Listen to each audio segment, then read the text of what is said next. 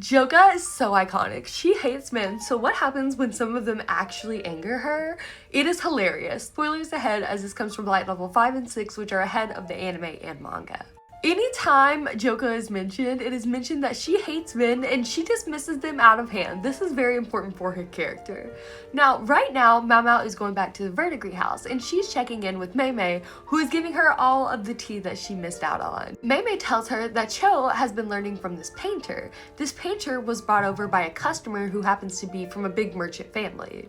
And then Mei Mei tells Mao Mao, believe it or not, the customer told the painter that he would introduce him to Joka, and Mao Mao says, yikes. And again, it's brought up how Joka hates men and how she only really gets along with civil servants and their students because they could talk about poetry or the civil servant's entrance exam. But painting? That was not Joka's forte. She does not care about that. Mei Mei then adds that the painter specializes in beautiful women, and Mama goes, oh, Joka did not take that well, did she? You see, the customer, the merchant, he really wanted the painter to create a painting of Joka.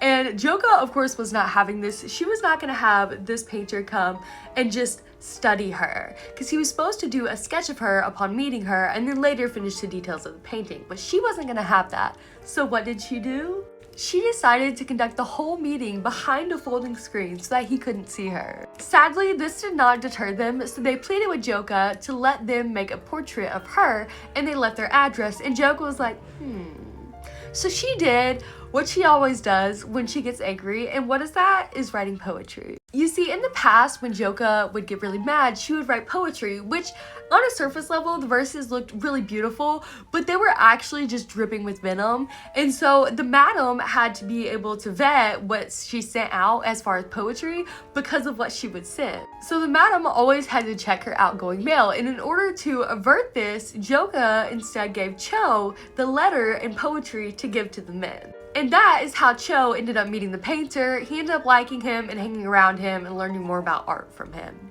Honestly, that's so iconic from Joka. She was like, I am not being perceived by this man today.